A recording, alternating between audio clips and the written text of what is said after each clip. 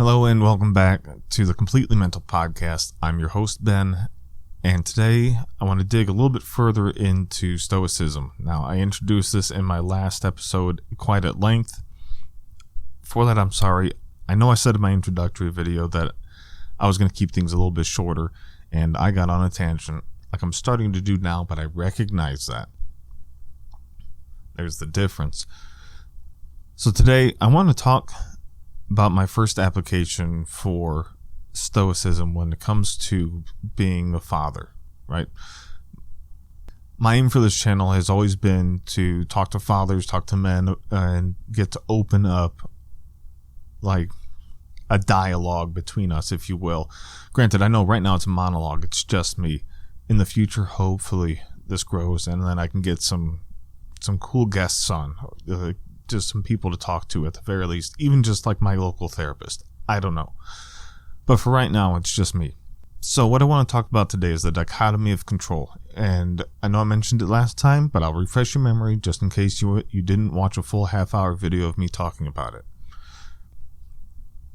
What the dichotomy of control really talks about is there are things that we can control, things that we cannot control.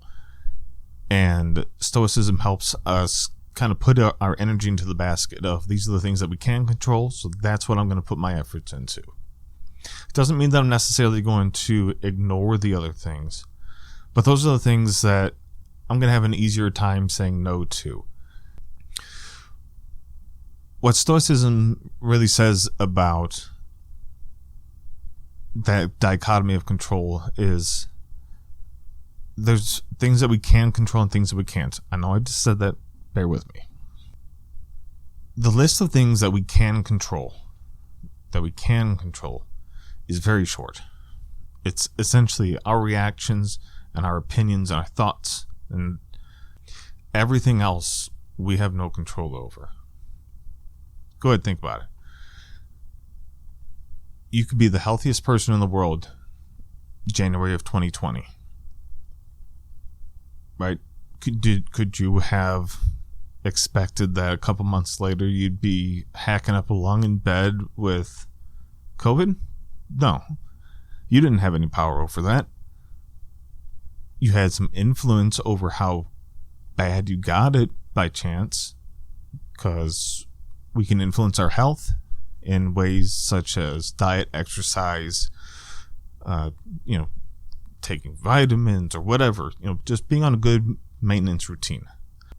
What we don't do is control how our body responds to the environment around it. We don't control how we respond to a virus within it. It just happens. That's what our bodies do. They react. They're machines, and they're very bright machines. And what that means is we don't have a lot of control over these machines.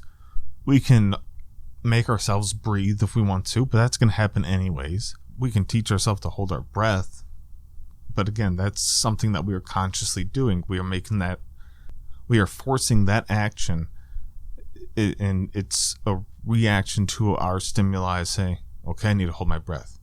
That's it. That's really as far as our control goes, is how we respond to things. Total reactions.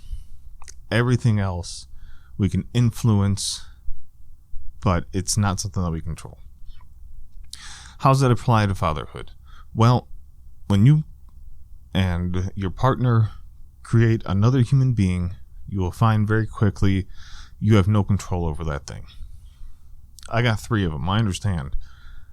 I've got one who's nice and slow and sweet. I got a second one who is sweet, feisty, and has more energy than I know what to do with. And we've got a third one who's just 4 months old. So we'll see. So far, sweet baby. Don't know what he's going to turn out to be. I assume human. Jury's still out. But with fatherhood, I've come to find that I wish I would have come across this sooner, because my oldest is 8. So I spent 8 years trying to influence a child, trying to control a child, when all I could do is pass my influence. I could demonstrate what it means to be a good person. and to live virtuously. That's what I can do. I can't force him into anything. Believe me, I've tried. And I'm sure you've tried with your kids too. And I'm sure that you've realized it's a losing game. It's a losing battle. You're never going to control your kids. You can only hope to influence them in the right way. Part of that comes with demonstrating how to regulate your emotions. And here, Stoicism teaches us to respond after a period of reflection. It teaches us to step back, kind of pause for a little bit, and then readdress the situation. It teaches us not to react immediately. It tells us to think about what we're going to do and say, about what the consequences of those actions might be. It's a good thought experiment for us so that we don't just go full blast and ruin a relationship or ruin an activity, ruin somebody's day. You know, we've all said and done things that we've regretted and we wish that we could take back. And learning how to take that pause and reflect and control our reaction to the situation is something that I'm sure a ton of us would have liked to have developed over the years. It's something that I've developed over this past year. Am I a pro? No. Am I an amateur? Yeah. I'm not a newbie to it anymore, and that's something. It's cool. I'm learning. I'm growing. The point is, we're going to control what thoughts actually get put in and what gets put out. You can shout at me all you want. I get to decide if I deck you in the face or not. And that's the kind of thing that you want to pass on to your kids. You want them to learn that the world is going to do what the world is going to do. You get to decide what you do with it. You also get to decide whether you have an opinion on something. And one of my favorite things that I came across in Stoicism, I want to say it was in Meditations from Marcus Aurelius, but it was that the idea that you don't have to have an opinion on everything. You can just let things go. You don't have to sit there and think about it. All you have to do is say, I don't know anything about that, or it's not affecting me, so whatever. And that's a lesson that all of us could learn. Not just kids, not just parents, everybody. And I wish everybody would learn that one. Sorry, tangent again. So, dichotomy of control.